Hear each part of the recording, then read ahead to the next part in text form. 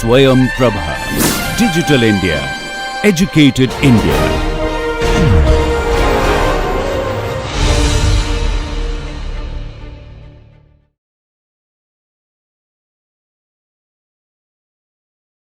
So I skip one part a little bit, the impulse response.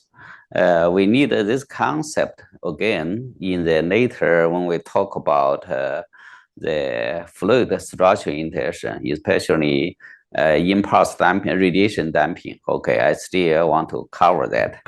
After that, today I'm going to teach fluid dynamics, wave motion, and then we talk about random C. In that way, you understand the ocean better. Okay, and now let us come back to learn impulse response first. Okay, and the impulse response, like you have hammer here, you hit that, right? This impulse, and the impulse mathematically, impulse is the force, and this happen at a very short period of time, right? And in this short period of time, then the amplitude can be large, depending on the weight. And such kind of very short period of time, the total area here, and the integrate is F hat, right? So it's only happen at a very, very small duration. And mathematically, and it doesn't need to be square shape, and it can be any other shape, as long as it follows this mathematical rule. Okay, the integration cross that will be totally the momentum, right? The pulse force, the integration. So, and this is impulse, okay. And impulse you can shift a little bit, right? If you shift, then everything get shifted to time invariant. Okay, so let us say this type of impulse, okay. And like when you play pool table, right? This ball hit that ball, and this ball stop now, this ball continue moving. And this is a change of momentum, right? Impulse time t, the duration, this momentum change. This momentum change will give new velocity to second ball, right? Similarly, this can be used for this vibration system. And this vibration system like that, right? Then you give it the impulse. And after you give the impulse, the momentum will change. That means you have velocity jump, right? So this velocity jump, just imagine that way. And if the system is set free at the beginning, after you use the hammer to hit that, and then you will get or initial velocity, right? And the initial velocity like x 0 plus. What I mean 0 plus means right after time become positive, you get a small velocity based on the impulse, right? The momentum change. So this type of thing, and you can using the relationship. Let me see why it's like okay. Using the relationship, right? And you can get the so-called impulse response. The response of a certain at the initial condition under the impulse force, right? It's like this one, and usually we use the call this as the impulse response. Okay. So the impulse response, you can solve this using the equation we learned yesterday. We give initial velocity, initial position, you can solve that. Okay, so it's a vibration system like that. You give the impulse force, that is response, right? And this response, you can convert such kind of impulse response as vibration response to the initial condition, where the initial condition, this impulse momentum change give the initial velocity, right? So,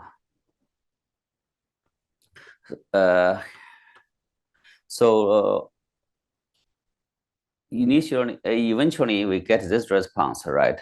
Given the unit impulse and the certain response like that way. So this impulse response ht, okay, and ht is time invariant. That means if the impulse happen not at zero, shift at time tau, the response, everything shift at tau time. So now, and given this, we can get an arbitrary input, the response to the arbitrary input. Just imagine that way of force, arbitrary force in the time domain, Ft, and this T.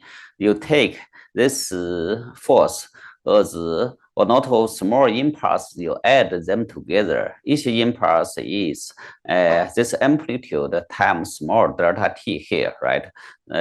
F this at ti and time delta t, this impulse or amplitude. Then this also the time shift, right? And it happened not at exactly 0 time, it happened at the ti.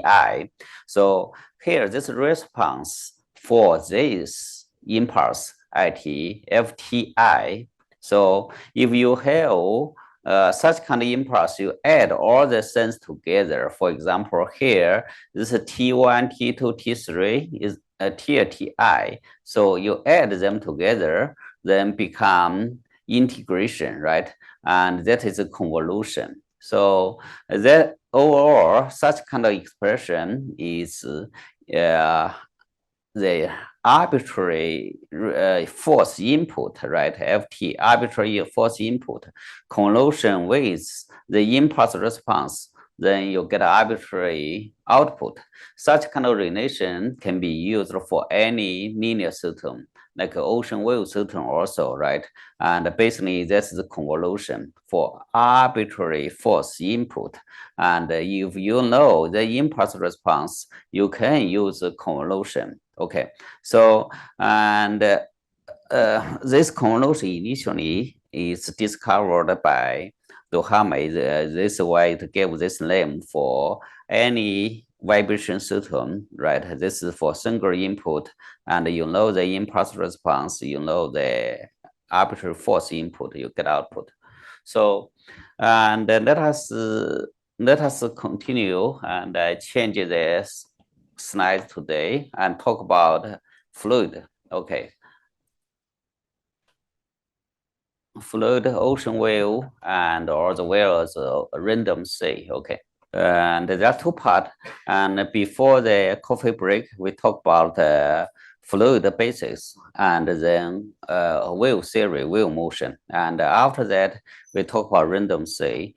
And this natural slides look like we cover both. Actually, we are going to pass in between, then continue. Okay. So, and as I mentioned that we talk about fluid dynamics, and in this fluid dynamics, if you want to read more, you can read this book, right? And then we talk about wave motion, hydrodynamics part, and some good content is in these two book, actually 3 book, and then random sea. And after that, when we talk about wave WEC modeling, wave energy converter modeling, mostly we refer to here. And this is a reference in this nature. And I take some pictures from this book too. Okay, so talk about fluid, right? We understand that some of students are in the sophomore year, right? You may not learn fluid yet, but you must already learn the solid mechanics, right? Solid mechanics, what we learned, right? The Newton's law, you have strain, stress, right? And like this bar, you push that, and you have strain and this stress relationship that follow Young's modulus relationship, like E, this Young's modulus. You may have shear stress too, right? Shear strain and this angle change. And now for the fluid is in another way. And if you have plate move at velocity u, right? This plate is fixed, right? Then this is shearing. This is the angle change. This is beta, right? And at the small angle, beta will be the distance. This is delta A divided the thickness of the fluid be, right? So, and such kind of angle change, right?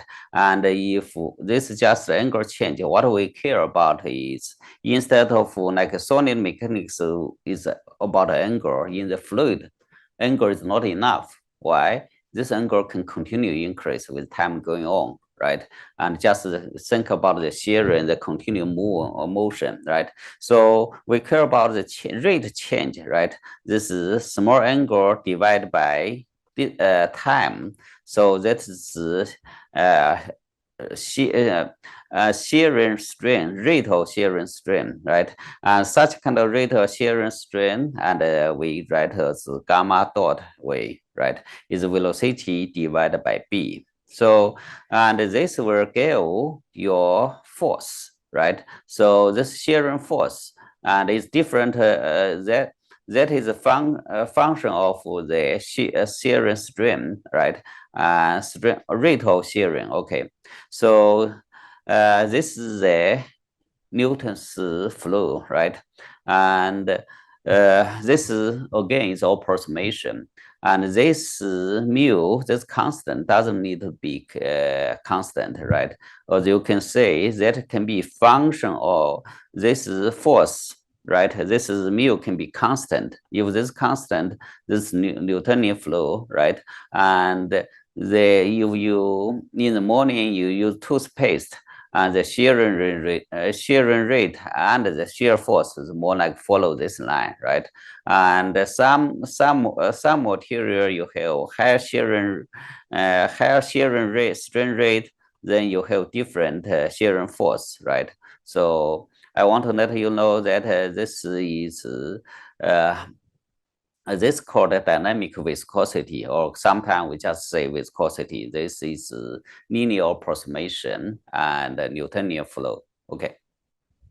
And another thing is hydrostatic force, right? Hydrostatic force, this you learn in high school physics, right? And it's delta P is rho G H, right? H is height. Okay, and again, this H is relative height, so this is also relative pressure, right? You define where the height is zero, right? So now, and using this pressure and you hydrostatic pressure, and you can calculate the buoyancy force, right? Buoyancy force here is rho G H C, and time cross the C is center, okay, that, and this area, and this is actually you can understand that hydrostatic force is proportional to the volume the water is dissipated, right? Okay, so now about stability. Stability is a very important concept in wave energy side, and or in any floating structure, right? And typically you think, okay, is the buoyancy force center and gravity center, this relationship is buoyancy force center is higher than the gravity center, the certainly stable, right? But it's not always the case. And for example, if you have, this mouse, okay. For example, here, and this is a ship, right? And the buoyancy force center can be below the gravity center. This figure shows clearly like the buoyancy force center and the gravity center, right? The buoyancy force center can be lower, but the certainly is still stable, right? The reason is, and when you like ship that they tilt some angle, right? It generate momentum, restoring force. So help to recover. Same thing is for the offshore wind structure. For example, the spars type of thing typically is a buoyancy force center and gravity center, right? This relationship, buoyancy force center is higher than gravity center. Like a semi-sub platform, and this is called a semi-submersible, and the reason is half is under the water, right? And this is similar as the boat, and the gravity center can be higher than the buoyancy force center. Okay. So, and in fluid mechanics, you guys learn Bernoulli equation, right? I want to let you know what's a Bernoulli equation. Okay, and the Bernoulli equation actually is just Newton's law applied to the moving particle, right? And this is fluid, right?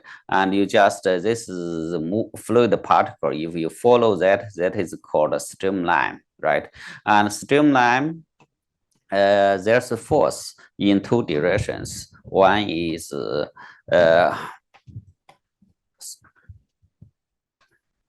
okay, and there are two directions. So one is along the streamline direction, or you can say another perpendicular to the streamline direction. And here is along the streamline direction. This is acceleration as, right? And is velocity change relative to the time, right? This is why you use partial derivative, right?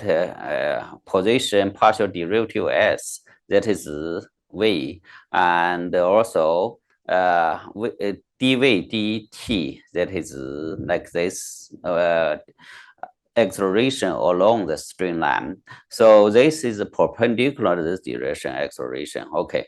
And if you apply Newton's law to this particle, right, this rho as, right, you can look into the pressure difference along this surface, right, dp ds, and there's another force. This is this is gravity-related force projection along this line. This gamma or rho g times sine theta, right? So that is acceleration, right?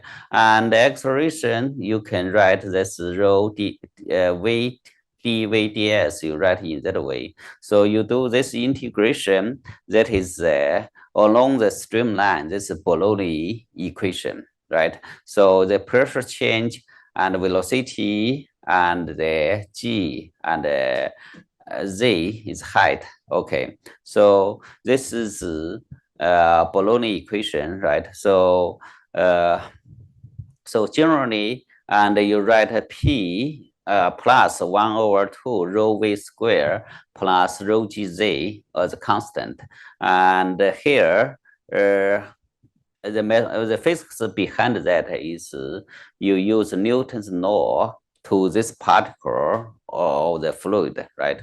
So the important thing that is this need to follow the streamline. Okay, this only happen along the streamline. Okay, and it's a steady flow and in viscous. Okay, so okay, and we talk about the following streamline, okay, and we also usually in the fluid there are two ways to describe the phenomenon, right? One is Euler method, right? Then you basically in this space you take a fixed point, a fixed location. Another way is Lagrange method. You just follow the individual particle. And the individual particle like that is time domain. Just imagine that way. At the time t, this time this particle, right? And we given this small displacement, given the small time change t plus delta t, this particle shape will change, right? And this particle shape change can related with the velocity of the particle. And how to understand that, you just imagine that way now. And if you have velocity one dimension, right, this u, right, and then there's small distance delta x, and then the velocity at this point is u plus du dx times delta x, right? This is one dimension, right? So what's the du dx? That mean, okay. And if you think about one dimension, and actually du dx itself is the volume change rate, and And you just imagine that way. Now, if your particle like that way is just a one-dimension motion, with the time going on, the totally this volume du dx times delta x, right, and delta t, right? This is volume change rate. Okay, so this is just one dimension. If you have three dimension, right, and the volume change rate is du dx plus du dv v is another dimension, right, and y dimension velocity. This particle you have x dimension velocity, y dimension velocity. So, and you can also have z dimension velocity, right, w. In that way, du dx plus dv dy plus dw dz, and we write as lambda and v. Okay, that is volume change rate. So what that means? If you have incompressible flow, that means the volume cannot change. If volume cannot change, that is lambda v or du dx plus dv dy plus dw dz equals 0. So sometimes we say incompressible flow lambda v equals 0. That is what it means. Okay, so now come back to streamline again, right? We say along this streamline, and there's a Bologna equation already, right? And what for fluid you want to write the streamline function, right? How to write the streamline function? And along this streamline, and you just imagine that way, and streamline here at this point, right? So the dy dx, and this in the direction of u and v and u, this relationship, right? So that is a streamline function, right? In that way, basically, this velocity relationship, you have v, this vector, okay, this is u this direction, v this direction, and this is just the direction, right? Direction dy dx. Okay, so that is the streamline function. Okay, and to visualize that, you can draw that. Let us give one example. You understand what the streamline function. Okay, so here this is a example taken from the first textbook, and if you have velocity field, right? So it's vector, right? And x direction I and y direction j, right? And then this vector velocity you can write in that way, u and v. Okay, so given the u and v and the definition of streamline, right? So you put here and dy dx equal v divided by u, right? You have v and u here. You can write dy dx equal negative y divided by x, right?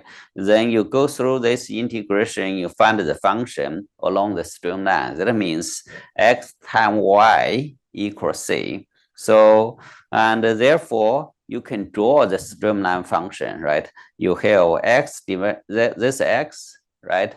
And then you have y. Since xy time equals c, that is streamline. So this streamline, so this is called streamline function. This some words change a little bit. Let me bring this back. So such kind of function we call streamline function, and along this streamline function, it follows this relationship, right? This is psi, okay, d psi dy and equal u and d psi dx, and this negative equal v, and it automatically follows this relationship. Okay, so this is streamline function. And in fluid, you also learned another function, what we called and velocity potential function. So okay, so and velocity potential, okay, and it's what it mean? Okay, so with this definition, right, another function file, and it's d file dx equal u x direction velocity, and d phi dy equal vertical direction or another velocity. Okay, so now take this example, right? We already given u and v. Now you plus this one, d phi dx equal like u, right? D phi dy and equal v. You just write the equation from here directly using the definition. Okay, now from this one, you can find the velocity potential function, right? Equal, just show this equation. You can check, right? So for example, d phi dx, and you will find this is u, right? D phi dy, and you can find this y, right? So that is called velocity potential. Okay, and along this line, we can call the equal potential line, and you draw this. You will draw equal potential lines like this one. So what this mean? Okay, I did this. You see my mouse here. Okay, and let us continue. Okay, so this is along this line, the potential is same, right? This is equal potential line. Okay, and this line will have higher potential than this line, because higher potential is push fluid go this direction. This is streamline, right? This is the potential draw the fluid direction, and the equal potential line and also the streamline actually at each point is perpendicular. Okay, so that is equal potential function. Okay, so this or so that's the potential flow. You guys hear about the potential flow, right? And the potential flow, and actually when we talk about potential flow, it's a velocity potential, right? And then that is used for incompressible, in viscous, in rotational flow. In this class, I didn't explain what's the rotational flow to avoid confusion to you. The only thing is I want to bring the attention to the potential flow. That is potential flow concept, right? There's no viscosity, it's not compressible. Okay. So, and in the commercial software, like you use ANSYS. ANSYS, there are different packages, right? ANSYS Flow and ANSYS Aqua. ANSYS Aqua to solve the potential flow function, right? And in that kind of case, you don't care about viscosity, right? It's just the potential flow. And then in wave energy converter, and one way to solve that is there's WAMIT. WAMIT is software developed by MIT. So WAVE MIT WAMIT. Okay. And this software, if you have buoy in the ocean, you can solve the potential flow function. Okay. So, and later we're going to talk about the wave structure interaction, in which you will understand what the WAMIT calculate. They called added mass radiation damping excitation force. Okay, so okay, and again we say this potential flow, this is in viscous flow, there's no viscosity. And another thing is viscous flow. Viscous flow, you have shear force, right? And I already explained this shear force is related with viscosity mu, and or related with rate of shear angle change du dy, right? So, and if you have two-dimensional flow, right, and the shearing not only x direction and also y direction, right? You write in that way. So overall, and for the viscous flow, the equation is more complicated, right? We called Navier-Stokes equation, right? So, and you don't need to remember all these equations. I just try to let you know below the equation is in viscous flow, right? And also potential flow, we don't consider viscosity or compression of the flow. And more general case is Navier-Stokes equation, and you can use an NC's fluent to solve Navier-Stokes equation, which address the viscosity problem, and is also consider vortex or kind of non-ideal loss. The only thing is when you use NC's fluent, and the computation time is very long. One small case study, it can take you 1 week or even 1 month, you finally get some result. Okay, so for us, we mostly care about this potential flow. Okay, now, okay, we give some quick review about the basic fluid mechanics. We understand what's viscous flow, invisible flow, and potential function, right? Now, with this background, we are ready to understand the wave dynamics. And this figure shows the wave. Okay, if you have water here, and you have wave motion, right?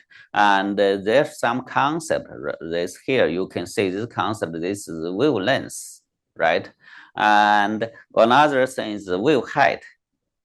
Okay, and then the peak part is called crest, and this trough. Okay, right? So then this also shows the figure, right? The water motion, the water particle motion, right? Water particle motion. This look like a ideal circle, right? That is for deep water. Okay, what's the meaning of deep water? And deep water means the depth of water is more than half of the wavelength, right? So then there will be some shallow water like here, and the shallow water, okay, and it means the length is much smaller, the depth is much smaller than wavelength.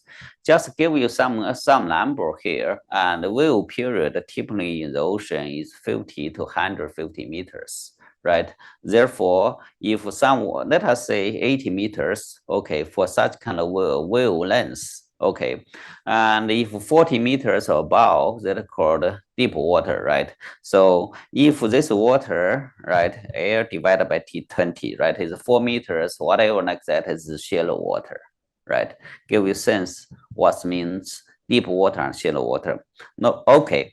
Now, and for this, in the next half an hour, we are going to learn the surface wave theory. And the surface wave theory is potential flow function. You can solve this equation. Okay, so this is why we review the potential flow. Here, let us the problem set up. You have water depth, small h, right? And you have wave height 2 times of wave amplitude, right? This is capital H, right? Then you have wavelength lambda, right? And you also have wave period, right? So how to understand this problem, right? We want to use the potential flow to formulate the problem, and eventually we solve this potential function, that is velocity potential, right? With this velocity potential, and we can d phi dx, find the x direction velocity, d phi dy, find the y direction velocity. Then you understand the velocity. And with this understanding all of velocity, you use a Bologna equation, you can understand the pressure. After that, since you know velocity, you can say the particle motion, right? So then in that way, let me say that way, you come here and using the potential flow function, we can find the closed form solution for the wave amplitude, wave period, and particle motion. Another concept is called okay.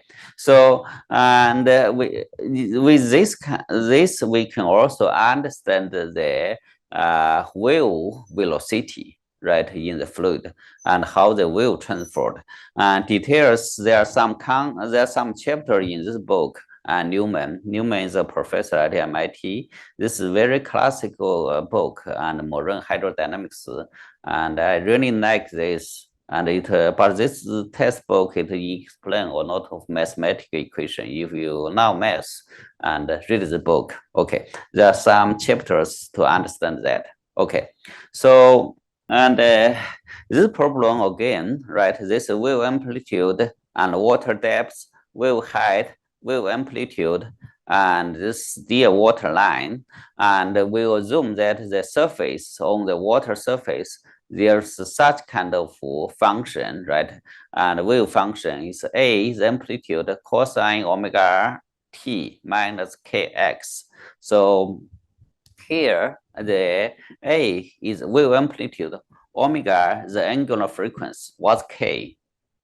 Angular frequency was a meaning, it meaning in time domain in 1 second, right? And what's angular frequency? That is what's the mean? Okay, so this is omega, and also the k is wave number. Wave number, it means in 1 meter of one unit. Let us say take the meter example. How many wave period wave the certain wave is? For example, if wave number is 1, that means is 1 meter, you have 1 wave. Okay, this is number of wave. Okay, so here, and the wave number is measured, you say, cycle per unit distance or radians per unit distance. So this is 1 meter, how many radians or how many cycle? Okay. And we often talk about small linear wave theory. What's the linear wave theory? Okay, and there are 2 assumptions. One assumption is small wave. Small wave, that means the wave amplitude h compare. Okay, and the wave amplitude h compare with the wavelength is small, right? Another thing is deep water. Deep water means the wave amplitude compared with the water depth is small. Okay, so with this assumption and this part behind that, there's some mathematical content I skip. Okay, I want to give some very general idea.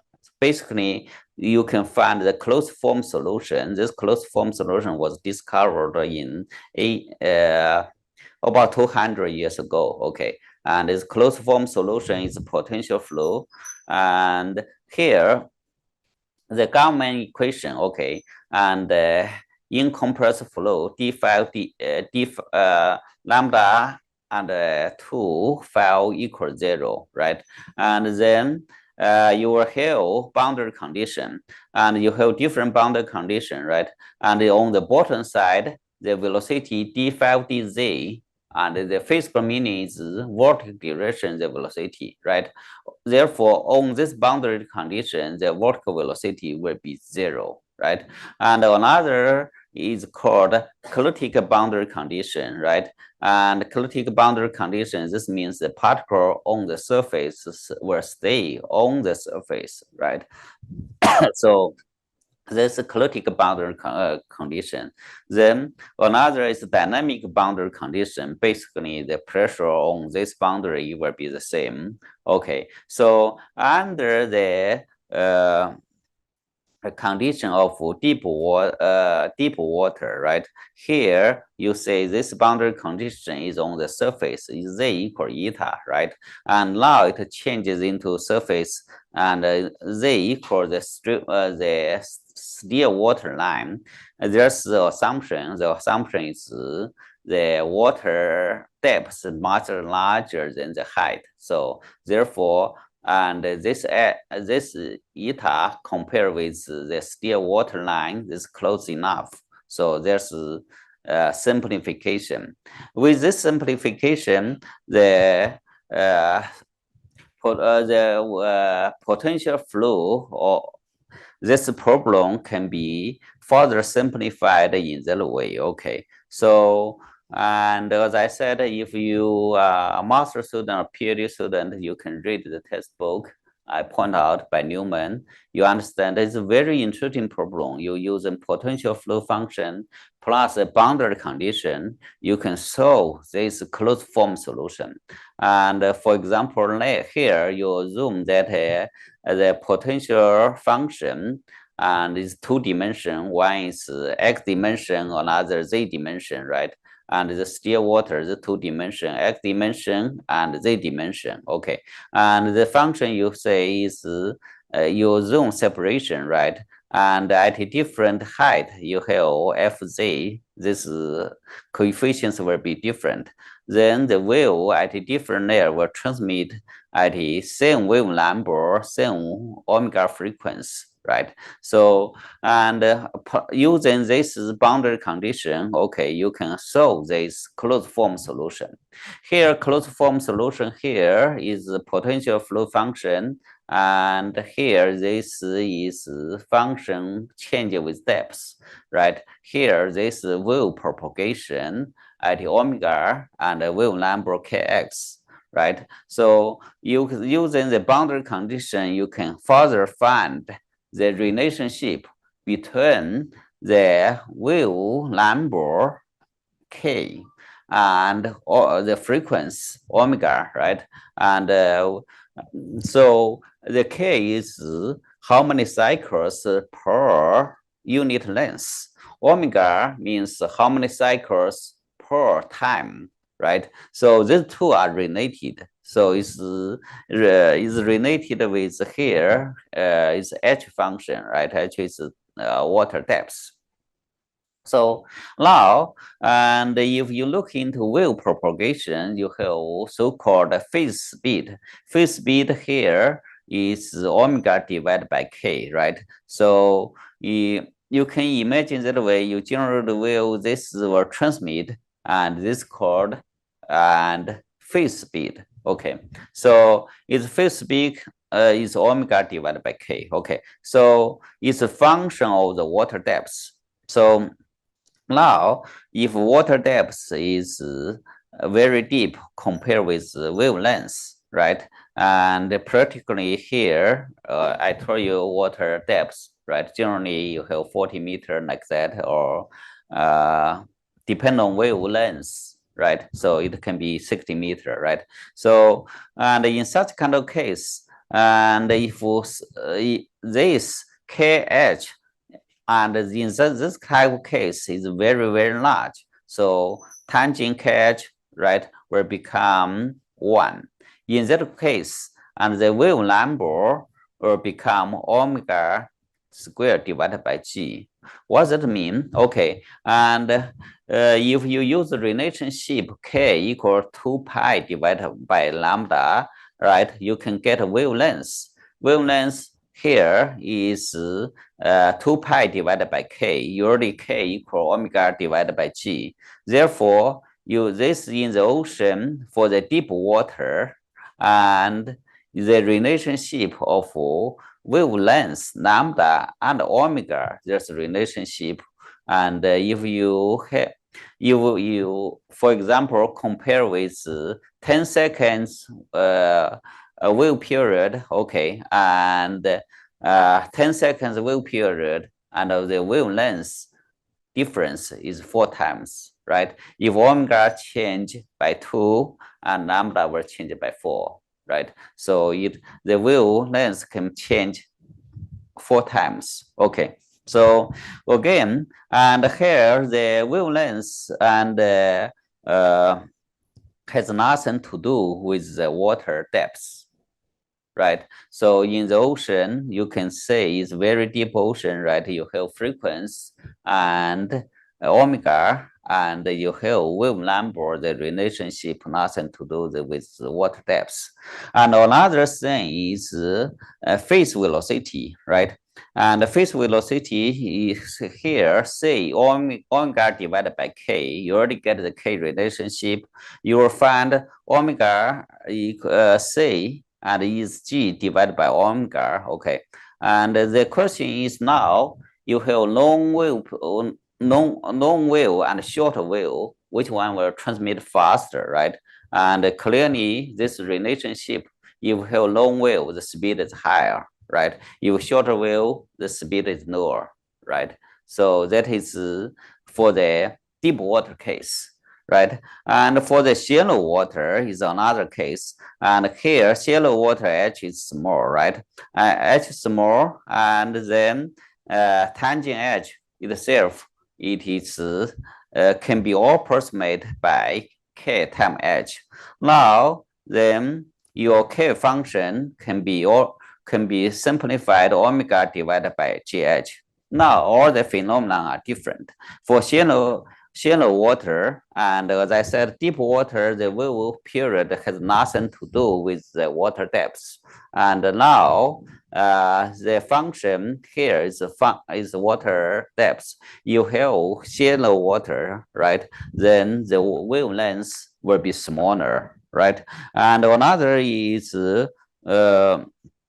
phase velocity. Phase velocity here is also function of h, right? So and in shallow water, right, you have small speed. So that is the potential flow function. That's a closed form solution we got. Okay, normally, and you have intermediate water depths, you can have different expression like that way. So I highlight the red color that you guys get sense and about wave number, how many cycles, how many radius per length.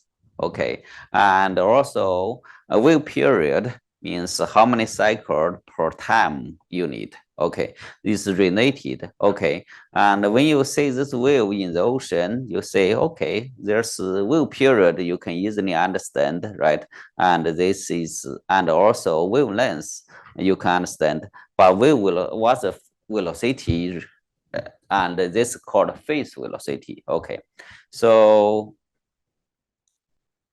okay, so this is as I mentioned that all this equation, like this closed form equation about the potential flow function, you can solve. That this is less than 200 years ago. This is a very beautiful mathematical equation, and you have interest. You really should look into that and learn. Really beautiful equation, right? You can get from the potential flow function, then using boundary condition, you can get this. And with this closed form solution, you can understand the wave number k and wave period omega, this relationship. And the deep water and shallow water will be different. Okay, so now you already get this potential flow function like that, right? So, and we skip the mathematical equation how to get this. The principle is the potential function plus a boundary condition, right? You simplify that. Okay, if you know the surface function A, and then the potential function you can get like this way. So here is depth function. Here is along x direction the wave propagation. So, and as I explained to you, the potential flow function, if you know the velocity potential file and d phi dx, you can get a velocity in u direction. D phi dz, the two dimension, right? You get z direction, the velocity, right? And now, what's the velocity look like? Okay, so here we normalize the velocity. Any arbitrary position is function of the depth z, right? And it's look like that way. Okay, and you have shallow water. like this one is simplified. Okay, shallow water here, it will be 1. That means if you have velocity shallow water in vertical dimension, and the water particle velocity will be the same, right? Okay, and if you have deep water, it's different, right? Deep water at the surface in horizontal dimension, and the amplitude is larger, right? With the time going on and deep and then the water here, the velocity is smaller. Okay, so about z dimension, and z dimension is velocity we can also normalize, and in the shallow water, and is almost linear relationship, right? So velocity in vertical dimension at the surface large, and with the time going on, the surface is amplitude vertical dimension is small, and also the deep water is EKZ relationship, right? So also the water depth with the time going on, the vertical dimension they change quickly. Okay, so this will give you some sense about the vertical particle velocity of the vertical dimension. So for example, you know the surface, the amplitude, right? Here, A amplitude is the surface motion. Okay, with the time going on, the different this wave were transferred, right, in x dimension, in x direction and z direction. However, the amplitude will change, right? And you with deep water, right? You have z equal depth of half of wavelength. For example, the wavelength 80 meters, half will be 40 meters. And how large the velocity will change. You put this relationship, you will find, okay, the whole number, if you go to 40, let us say wavelength is 80 meters, at lambda, at z equal lambda divided by 2, 40 meter wave, 40 meter depth, and the amplitude of the particle motion reduced to 5%. Right, and at a quarter of wave, quarter depth, and that has become 23%. So I want to give you a number, put this in your mind, and the surface wave or water wave is surface wave. Surface wave is on the surface, right? And with the time going on with deep water, and then the motion is very, very small, right? As I mentioned to you already, right? And if you go to the water depths, and half wave period, half wavelength is already reduced to 5%, right?